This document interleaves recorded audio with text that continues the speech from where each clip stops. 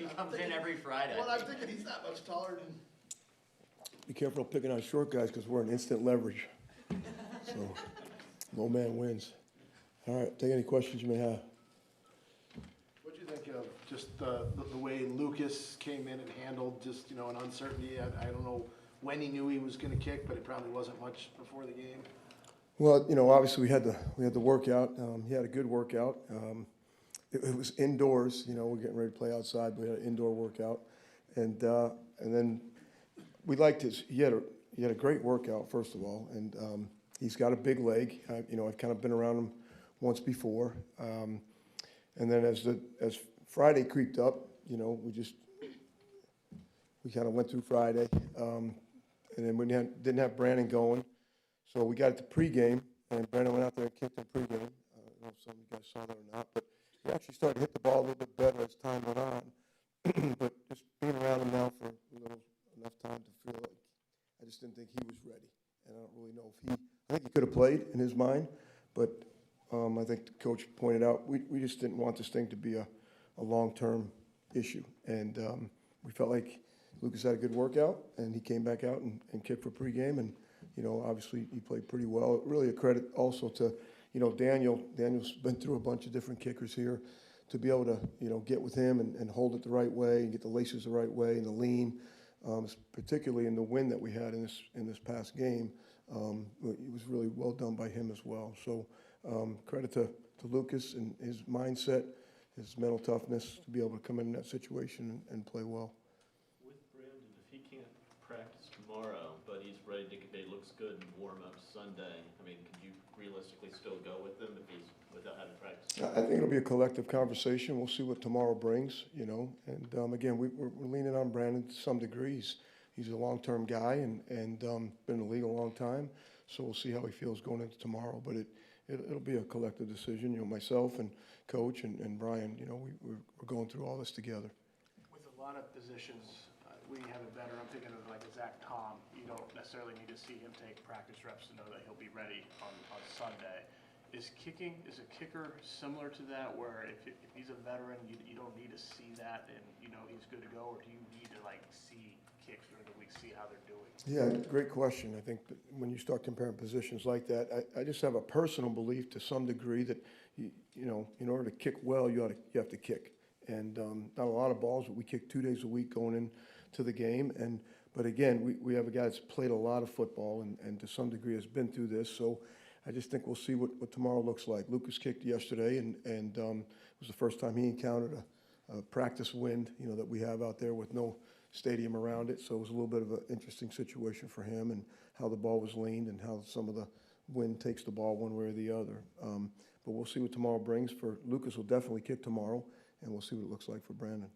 Rich, how often in your coaching career have you put your starting offensive line on a kicking protection unit like you did on Sunday? Yeah, that's an interesting question because of all the conversations we've had. No one's ever asked about who's on field goal protection until we've gotten one blocked. And if you look back to Dallas, Zach Martin will be a Hall of Famer. Tyron Smith will be a Hall of Famer. Jason Witten will be a Hall of Famer. They were all on Field Goal Pro the whole time I was there. Witten came out to the Raiders in year, 15, 16. He was the right wing on Field Goal Pro. So part of the job of an offensive lineman is they play Field Goal Pro. Now, if there's a guy in there that has a knick-knack or somebody that we can take care of, we'll try to do that. But for the most part, those guys are the field goal protection unit. Now, fortunately, here in the past, we've had some bigger defensive linemen like Dean Lowry and TJ, and they were on field goal protection for us as well. So, but the number one job in the field goal protection unit is for the offensive line when they get done pass blocking. What's the process for getting some cohesion with that field goal operation when you have such a short amount of time to do so? Well, that became problematic. Obviously, we saw that in Cleveland. We actually, we had a whole new right side in the Cleveland game. We had lost Banks during the game, and we lost Belton in, I think, Thursday's practice or Wednesday's practice. So, it's problematic, but you have to go with what you got at the time that you have it. And but I think the guys that came back to play last week did a good job, and hopefully it'll look the same going forward. They got a pretty solid return game. What do they do so well? Well, they got a good returner, first of all. You know, he's fast. He's kind of a fearless guy. He wants to make a play, especially in the punt return game. They've had a couple different guys back there in kickoff return, and I think they've had two good, you know, shots out of the box as well. You know, he's been there a long time. I think he's a good coach. He does a good job. They've got a good punt protection team, and, you know, they've gone through a little issue with their punter. They actually signed Pat last week, and so we're anticipating seeing him, you know, punting. But they've got a good unit, and the return game's been pretty good, especially punt return-wise. You've spoken about your optimism about Matthew Golden as a punt returner in the long run, but obviously you pulled him last week. What is the balancing Well, act? just be careful about, I didn't pull anybody. Okay. We made a switch. Not to mention that, I think Matthew had two big explosive plays in there that, you know, we talked about this last week. We talked about starters on special teams, and I said, you know, sometimes you have to pay attention to how many plays they're playing on offense, how many plays they're playing on defense to what you do. So Matthew had gone through, I think, 3 or 4 consecutive plays where 2 of them were 2 explosive plays. So we just kind of made that switch, and it was in the red zone. So, and we had talked about last week, Rome playing in the red zone. I thought he made 2 really good decisions back there. He put himself in position to block and ended up being a touchback, and then he had one going forward for us out of the red zone. So Matthew Golden's still in the process of being a punt returner. Good, thanks. Hey, Rich, in your experience for a kicker who's trying to find his way and make it long-term in the league, what are the, like Lucas, what are the biggest challenges? What do they have to overcome to eventually find a place? I mean, Brandon was that guy for a couple of years himself a long time ago. Yeah, we've been through this, right? After we lost Mason, and I think even if you look back at Mason, because I had Mason in the Senior Bowl, if I'm not mistaken, I think Mason wasn't over 70% till he got into his 5th year in the league, and I think it's a credit to the Packer organization to stay committed to him and let him go through the process. And but I think the number one thing is accuracy when you get your opportunity. You know, I think that's what we're all looking for, is can you have consistency in your accuracy when you do get your opportunity to do it. And then as time goes on, if you're really good at it, you know, do you ever get to the point where you have such a bad experience that they move on from you, and, you know, everyone says, well, he could have used a new environment, right? We're hearing that a little bit.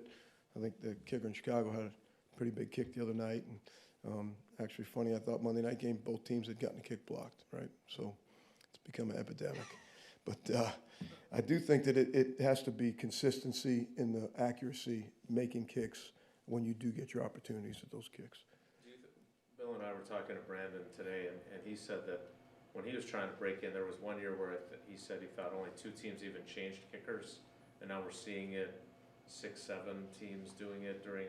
Do you think that the overall patience has changed, or there's so many guys that can do it more effectively now that it's not as scary of a thing to make a change, or what do you think? Yeah, again, another good question. I think one thing, personally, I think one thing is every game, it just seems like in the league, it's coming down to, you know, you got to have a kicker that can score some points. We're playing in anywhere from a 2 to a 4-point range with all of these games. And also, there's a lot of guys that spend a lot of time in the off season with the different kicking coaches around the country. So we're getting constant videos of all these kickers that are working. So I think some organizations might feel like if the guy you have is not doing what you think he should do, they're going to have a workout. And if they find a guy that has a stronger leg or something like that, or has a great day, then maybe you put him on your practice squad, and then maybe he becomes elevated for you. You know, I know we went through a week ago, you know, we had to work out of a couple guys, and we'd seen them before, obviously, and they came in and both of them competed well, but we picked one, and he had a good game. And, you know, we hope if he has to go again, he plays well again. But they're still unknown, right? We haven't been around him that long. We're trying to do the best we can to get the ball the way he wants it and those things. But I think there's a lot of guys out there still working at their craft, and also the UFL has helped. You know, it's another league where guys can go kick, and Lucas has done that, and obviously Daniel did that before we got him. So, Rich, you said it yourself, epidemic of block kicks. I mean, is there anything that's I guess a common thread? I know you're studying our team and fixing that stuff first, but is there anything you're seeing that is the reason so many kicks across the league are getting blocked? It's really a lot of things, you know, it comes to a point sometimes the fundamental and the technique is not right. It comes to a point where you just get overpowered, you know, by a bigger guy, or they hit you at the right time, or maybe the ball is a little bit lower, maybe they're a little bit deeper, but I think every one of them has been different. And if you look at all the teams in the league, a lot of guys do different things in the protection unit with their big guys. So it's really just never just one thing, you know, but there's been a lot. Does that have anything to do with the new kicking balls, in terms of the flight, the trajectory? No, I think kicking a 67-yarder has a lot to do with the new ball, but not the flight of it coming out of the box, you know. You think Keyshawn could have done more with his return on the missed field goal? You know, yeah, I'd ask Keyshawn, you know, I love Keyshawn, I wish he would have just taken a little bit of a left instead of taking a little bit of a right, but I didn't think we got ourselves in perfect position for that either, and those are hard to come by, you know, when we had the chance at it. But maybe he should have just took a little bit of a left, but I'm still glad he had a chance at it. Hey, Rich, that worked out for you guys, that you got the timeout, because he made it the first time. Just in general, it was good for you guys, but in general, like, as a special teams coach, do you think that that's okay? Like, are you in favor of being able to do that, where guys that close to the ball being snapped and calling timeout, or? You know, I do believe you should use your timeouts advantageous to you. I mean, that's what they're for, right? And they're kind of precious. You hang on to them for a long period of time. And, you know, Matt and I, we've done that before here, you know, and sometimes it works out and sometimes it doesn't. But I will say that wind was tricky this past weekend, especially that one end zone, you know, where he missed the two of them. I mean, coming out of that left corner of the end zone, it was a violent wind. It was difficult to kick that way, and you saw it on the kickoffs a little bit as well. So he had a pretty good win behind him, and just think did a great job with the timing of the timeout. You know, when it works, it's great. When, like everything else, when it doesn't, it's not so good.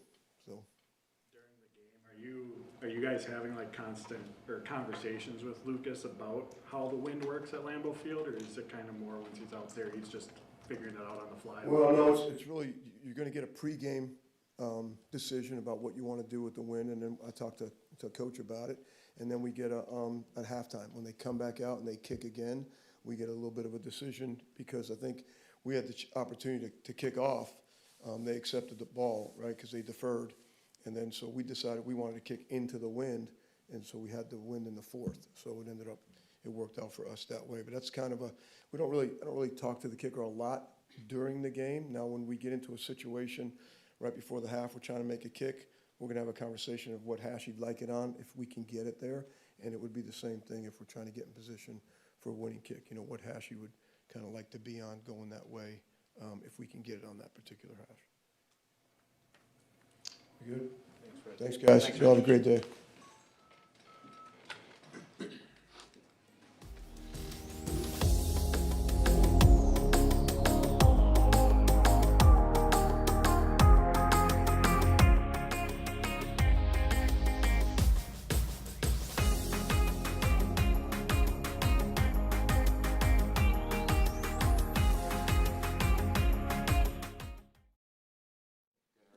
You guys got a lot of good energy today, I can see it.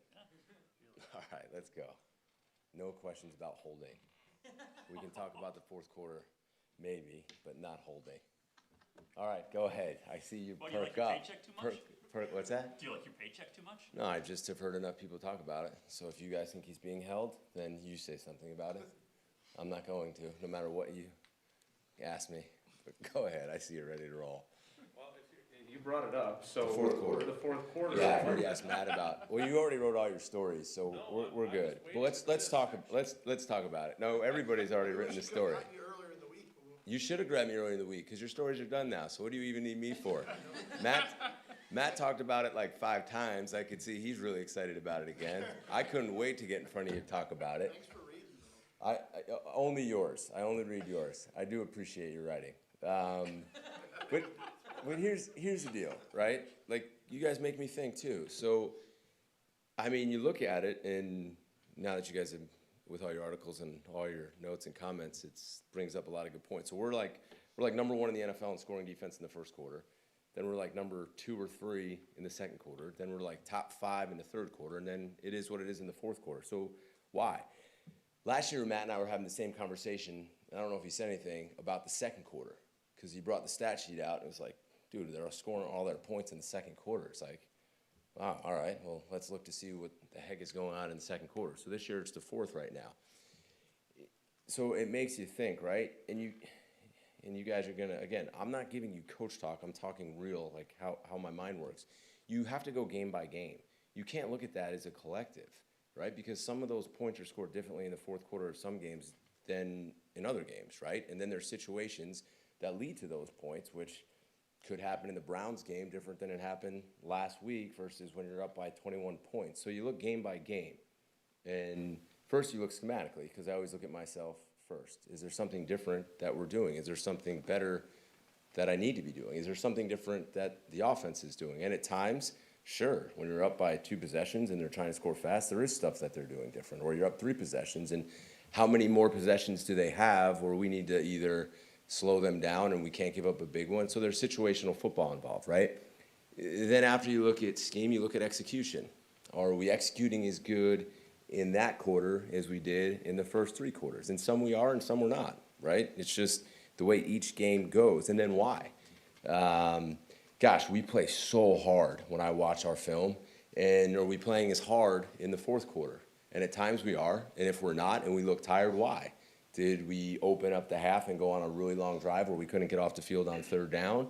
Do we need to be in better shape? Do we need to roll guys in and out of games more? So certainly it's different game by game. And then did their players make some plays, right? Which has happened in games. There's been some really good plays. So you look through all that, and then the key is, I think, consistency over time. What can we do better? What can we be more consistent at? What can I do better?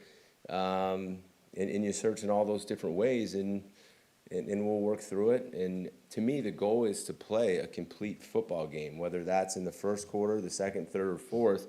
I don't want to have a bad first quarter and give up a ton of points and play good in the second, third, and fourth. Just like last year in the second, we weren't playing good enough, but we played good in the third and the fourth. And that's the key, is to continue to improve and playing our best football as we go. And we've certainly showed flashes all over the place, and I'm confident that we'll continue to do that. So to answer your fourth quarter questions, and if you want to go make some like side notes on your article, and you can add some stuff there. But I'm joking. But do you have anything else on that? Well, no, Rob, Rob covered it all? Rob's, what's that? Rob, do you have any follow-up questions on that? I'm just. I gave you a taking lot of notes. information there because I actually thought through it, so I just didn't come up here and. Appreciate it. No, and I mean, I try to answer you guys honestly, and that is the honest answer. It's different than in the Washington game, and the Lion game, and the Dallas game than it was in the Cleveland game, and than it was last week. I mean, last week, if you look back in the game, after the Dallas outing, we came back in that first half, and that was awesome watching our guys fly around. I mean, it was really, really inspiring football. I mean, I think they went 3 and out, 3 out of their first 4 drives. We were getting the ball back to the offense like that, you know, and that's what we need to do in all 4 quarters. That's what we're trying to do. And certainly in some situations, your mindset changes a little bit. And then we had that one really long drive to open up the second half. And why did we have that drive, right? What changed? Well, we had a 3rd and 4 where we were in pretty tight coverage and we just didn't get off the field. Then we stopped them on 3rd down, but because we were up by 2 possessions, they went for it on 4th down, and we couldn't get off the field on 4th down. Then later in the game, we stopped them again on 3rd down, but we were up by possession. So guess what? They're going to go for it again. They went for it on 4th down, and they made a nice play. So frustrating, I got it, and we'll get better, and I'm very confident of that. On the other side of it, why do you think y'all been as good as you've been in the first quarter of games this year, when that was kind of an issue for you, at least in divisional games last season? Is there anything? In the first quarter? Yeah. Compared to last year? I think our guys have a good understanding of our scheme, and we've been able to study the offense a little bit more. But again, to answer that question really truthfully with you, instead of just standing up here and saying we're doing great in the first quarter, I'd have to go back and look at all the first quarters to see why. Did we start with the ball, or did Matt go on an 8-play drive and we only played 2 possessions? Because possessions matter too. Are they getting more possessions in the fourth quarter? Or are they getting more possessions in the second quarter? It all depends. Do we start with the ball or not? We're going to get more possessions if we start with the ball in the first quarter than we would if the other team gets the ball going into the second half, right? Did Matt just hit an explosive play, and are we back on the field? Did they just hit another explosive play for a touchdown? So there's a whole lot that goes into it. The bottom line is, I can sit up here and honestly say is, we need to be more consistent to finish out a game as a defense and as a team and play complementary football. And we're going to work towards that, and I'm confident that we'll get better in all those phases.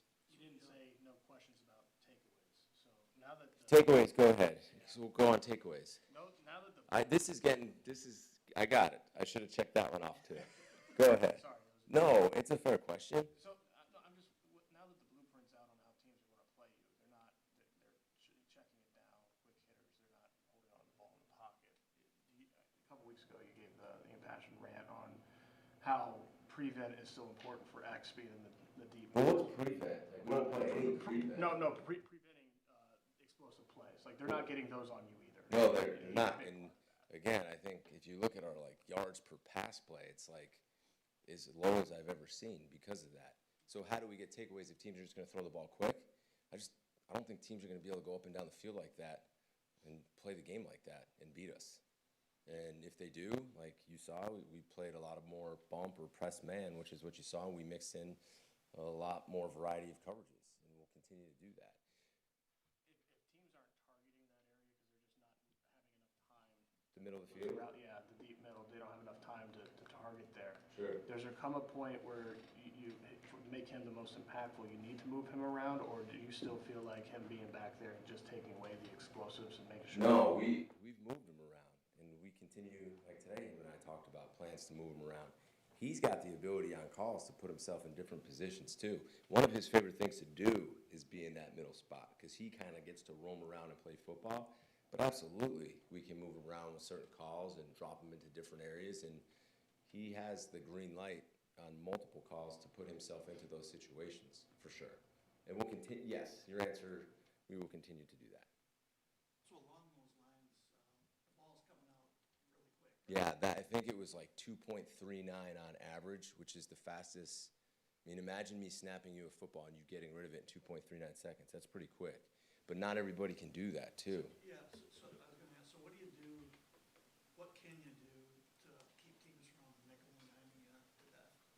If they do that, they're not going to score a lot of points. I mean, the Browns threw not the Browns, we played the Browns quarterback twice. So the Bengals threw the ball like 45 times for a little over 200 yards. You're not going to score points doing that. I mean, you know how you score points in this league? You throw explosive pass plays. That's how you score over 18 points a game. You're not going to do that going up and down the field the whole game. You got to hit explosive pass plays, which is what we still need to eliminate. I mean, I think they hit 3 plays for 19 or 2 plays for 19 yards. Those are the ones that get down the field on you, and then they score points. We got to continue to play good against the run like we have. We got to change things up for sure, so we get aggressive at times, which we called a lot of different stuff in that second half. But you're not going to give up a lot of points if you do that. So then the ball was coming out fast, and you brought your corners up from rewatching the game, you brought your corners up. For sure. But then, on the touchdown play, they go max protect, which teams are doing a lot too. So what do you do against max protect to keep them, to keep that from killing you? There's a lot of different things you could do against max protection. You can rush forward, and you can have 7 guys in coverage, and you can play zones and make them check the ball down like we did a lot early on in their first couple 3rd and longs. They checked the ball down and we're off the field. We had a guy over the top of them to take a guy away, so you kind of like get a double on them. But you can do a variety of different things. If they're gonna max you up and they get 2 or 3 guys out on the route, you got plenty in coverage to play ball and force them to throw the ball low and tackle, and you're off the field. So because you blitzed on that play, can you call the? I didn't blitz on the 4th down. It wasn't there. No, I didn't blitz on the 4th down. That was, We had a guy over the top and a guy underneath, and he made a nice catch. so Cooper, Walker, neither one. He was mugged up. He didn't blitz. But no, he didn't blitz on that. I like that you're studying the tape, though, because it could have looked like he blitzed because he was mugged up in the gap. You had mentioned stamina on guys getting tired, and I know Matt mentioned it on Monday. I think it was Monday you mentioned it. Is there something to that, or did you guys kind of discount it after going through it? No, I think there's something to that, but I also think that when you play an 18 or 20 play drive like you did, you got to get off the field on those 3rd downs. That's hard to do in a quarter, and then you could be back on the field fairly quickly. you got to get off the field. And then I just think for each player, they got to, if they're not in shape, we got to run more. They got to run more. And they got to make sure that they are in shape. Jeff, is Cooper more valuable on third downs when he's dropping back into coverage than he is maybe Bledsoe? Oh, he's valuable in both. Very valuable in both. Why do you think he's more valuable dropping back into coverages? No, because I tend to think you use him more doing that. No, he's third downs. No, he's been one of our number one blitzers on third downs. He's valuable doing both though. Not in this last game, though. We used Walker more than Cooper, right? On the third downs? Yeah. I'm not sure. I think they both went quite a bit. But you got to use both. Then I guess you like him as a blitzer more. I got it. You're a blitz. Curious? No, you like him as a blitzer more. I can tell. That's fine. What's a lot of blitzes for an off-ball linebacker in a game? A lot of blitzes for an off-the-ball backer? Ooh, I'm not sure. It depends. Third down, how many third downs you get, how many second and longers you get. You want to blitz on first down. It just depends on the game. Without giving away the game plan, how do you offset the loss of Devontae, assuming he doesn't play, and obviously Lucas as well? Well, hopefully they'll be back, and if they're not, we'll continue to roll those other guys. I thought Sorrell did a nice job when he came in the game. I thought Brinson played more snaps. I thought he did a nice job in the game, and we'll continue to rely on those guys to play. Like I said, we got to develop those guys and get them snaps, and hopefully we'll have those other guys out there. Everybody in the world knows Cardinals are going to throw the ball to McBride a lot. Yeah. How do they continue to do it, despite people? Yeah, he's a great player. I think he's one of the best tight ends in the league. I remember coming off the field last year, really being impressed with him. He's a lot faster than you think, and he looks faster on the field even than he does on tape. And he's strong, and he's explosive, and he's got good hands, and he plays with the right mentality and mindset. I love the way he plays football. But they do a lot of things. It's not just in the drop back game, it's in the play action game. They run a lot of deep crossers with him. They run a lot of intermediate routes with him. They run screens to him. They run RPOs to him. So they use him like a wide receiver, not just like a tight end, and they try to feed him the ball as much as they can. Two more, please. Speaking of Arizona, Brissett has kind of been the starter, at least throughout practice, as Murray has been hurt. Coming in that game against the Colts, highest passing game all season and points scored. What did you, from watching the tape, what did you see from what the Cardinals offense was able to do with Brissett? Yeah, I think in the play action game, I thought their staff did a really nice job. They schemed up some explosives across the field that he hit off the play action game. I thought they got the ball out of his hand. I thought he made some good quick decisions. Even under pressure, they pressured him quite a bit, and he made some really quick plays, some good plays. He kept some alive. He's played a lot of football. Tough, stands in the pocket. He's got a strong arm. He knows where he's going with it. But I thought they schemed up some really nice plays against the Colts, who've been playing well. And they had a really good day and a chance to win it, really on that last third down. They had a chance to win the game on the last play, on the last pass. So I've been impressed. I was impressed watching his tape. Jeff, when teams are blocking Micah with 2, maybe 3 guys, they're getting the ball out quick, how do you evaluate whether he's adequately impacting a game, and is he doing that so far? Oh, he is totally changing the game. I mean, he's sometimes got 3 guys on him, and you got other guys with 1, and they need to win. He's sped up the quarterback.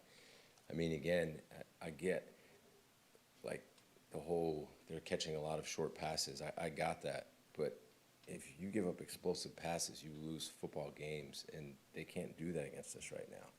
The other thing he's doing, which I think people discredit him for, he's playing good in the run game. I mean, we're playing pretty good run defense. He's a big part of that. So I get the impact is 100%. We're playing good on third down, really good on third down for the most part. He's a huge part of that. He's a huge part of 3 guys are going to him, quarterbacks are getting rid of the ball quick, other guys are getting pressures. But don't discount the run game. He's in there on all those downs, and we're playing pretty good run defense right now. So I think he's impacted it in a lot of phases. Hey, Jeff, real quick. Go ahead. I think you guys sit on the same level as us in the press box on 7. When we all kind of sit together, and Bill noticed this, and there was a play where it looked like Michael was double teamed, and you're like, this play's over, and then like that, suddenly he's in the quarterback's lap. Mm-hmm. How does it? mean, that's just different, right? Yes. To be double teamed and then suddenly you still can beat it? Yeah, how does he do that? I have no, yeah, I mean, there can't be many guys that you've seen no, that do that right no, he's so explosive, and he plays like, he just plays so hard, so when you see two guys engage on him, he's got like one more burst left in him that most people do not have, and you just see him accelerate, and you see it at practice, and you see how low he comes off the ball, and there's like this other gear he gets where most people kind of shut down. He just keeps going. So I know I wish I knew how he did it. So one, I could have done it myself or taught other people how to do it. It's amazing. So we'll keep seeing that. Anybody else? Rob? I'm good, thank you. Guys. Just updating my story. Yes. No, like, I get it. I got it. And I understand the job and I appreciate it. So thank you guys. I'll see you next Thursday after a good fourth quarter. Hey, what do you think about those?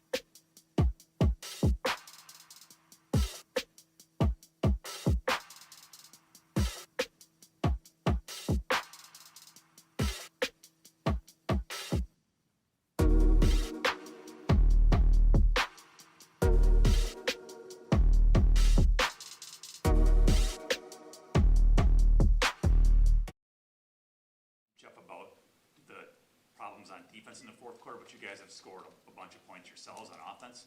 What have you guys done so well in those fourth quarters? I think one thing, our run game in the second half has been a lot better than it has been in the first half. So I think kind of as the game progresses, we get the run game going. At least that's been the trend in the last few games. And then also just, I think guys, as the game goes, making adjustments, things like that. Yeah, just going and making plays. It's been fun. You guys have had answers, like in the Dallas game, obviously, and even last week too. You guys have had answers. What does that mean, big picture wise, that you guys, when you've had to score points, you've generally delivered those? Yeah, that's a testament to our players. There's no flinch to these guys. Whatever the situation is, they're gonna play their hardest. They're gonna go out and try and score points. So I think that's just been cool to watch that as the game progresses. Whatever happens, we just keep that same mindset of being aggressive and trying to go score points. So how much more has Christian been able to do in practice this week as you kind of ramp him up? Yeah, he kind of, they have a plan, with the trainers and strength and conditioning staff of just kind of building him up to get out there to be ready for game day. And, it's still a process. And, yeah, he's been looking good. But every day he's taking a few more reps. And, hopefully sometime soon we can get him out there. What have you seen from Jordan Morgan at right guard, especially since he's kind of been in that position for the most part more? Yeah, he's been good. It'll be nice to kind of just keep him there, hopefully, for a little bit and let him just hone into the fundamentals and things that go into that position. But he's strong. He has really good recovery skills in pass protection. And, yeah, just working on his length and just using his length and his power. That's one thing I want to see from him for sure as we keep going. What did you see to stick with him all game, or basically all game? Yeah, I think we just wanted to give him a shot there and just see how it went. It's not like a done competition or anything like that. It's a weekly thing that we're going to keep going with. But we just kind of wanted to see J-Mo there and see how he played, and I thought he did a nice job. Did you see enough to do the same again this week? Or? Well, we're going to start him, but we'll see as the game progresses kind of how it goes. But, I mean, Sean's done a nice job, too, with whatever we've asked. And, yeah, we got some good options there for sure. How many times a game do you run that duo with, your tackles and guards, doubling the defensive tackles, and how often, well, probably not very often, do you see a hole like the one that opened up? Yeah. No, you definitely don't see that too often with, a nice lane right up the hash mark like that. That was pretty cool. But yeah, it's one of the plays in our offense that I know Josh really likes it, and we do a good job blocking it. And so yeah, and again, as the game progresses, you might run that more than others just because of how the game's going. And obviously in the second half, it was good to kind of get that going. Do you have to have a blown assignment on defense, or do they have to be lined up a certain way? Yeah, it looked like it looked like a linebacker was out of his gap, and then a D lineman like swam out of his gap, so there was 2 open gaps. So there must have been some miscommunication up front with who had what gap. We see Love extending the plays out of the pocket, but how important to his success has been his movement within the pocket and kind of manipulating that area? Yeah, it's been huge, and he's always done a pretty nice job with that, just trying to create time in the pocket. But it's been good to see him kind of get out, use his legs, and scramble for some first downs too. I think that puts a lot of stress on defenses when a quarterback has that ability to just extend plays, but then also, get some explosive plays down the field that changes how you can cover people. So it's been great to see it. He's an athletic guy, and yeah, I think that just adds a good element to our offense for sure. Go ahead, Jason. Steno, Matt said, I can't remember if it was Sunday or Monday, that you guys kind of changed things up a little bit, and you said we're gonna have a specific person back up at different spots on the line, like Darian was gonna back up Zach no matter what. Do you have enough to do that everywhere though, or is J-Mo still part of that? Because Well, I think once you got those other guys back, we had some more offensive linemen that we could kind of, specifically say, all right, in this game plan, you can really focus on this position. So yeah, it's been nice to have obviously Banks and Zach back, so you're not spread as thin. You mentioned earlier the performance of the run game in the second half compared to the first half of recent games. Is there anything to attribute that to in terms of getting going in that part? No, I think earlier in the year, I didn't like how we came out. I didn't like, we just had some sloppy execution, I thought at times in the first half, but it's been, as the game goes, we kind of get back underneath ourselves and make those plays. But yeah, I think it's just kind of seeing what the defense is doing, making your adjustments, and then, making those plays. How'd you think Zach got through Sunday's game, and is there some long-term, he was in rough shape, we practiced it today, but is there some concern on your end that, he's obviously a premier player for you guys? Yeah, no, he's definitely an important piece. He got through it, so that was a positive. And I think, again, just like any guy that's battling through some stuff, you're always going to be smart with him and just make sure you're doing whatever you can to get him ready for game day. So, yeah, we're just going to see how the week goes, keep repping him, keep working him in walkthroughs and things like that, just to make sure he's getting those mental reps, and then he'll go out there and take the reps that he needs to get ready for Sunday. Steno, he said though that he thought his technique wasn't very good, and he said his wind, like he could see he was huffing and puffing. So how do you balance him needing both of those things? Yeah. With kind of sparing him from the pain of the injury? Yeah, that's one thing, like, you're going to have to sacrifice some things. And I think, each game you play, you're just going to get in better shape. But yeah, hopefully we get over the hump with this thing and he can take some more reps in practice and then put that all behind us.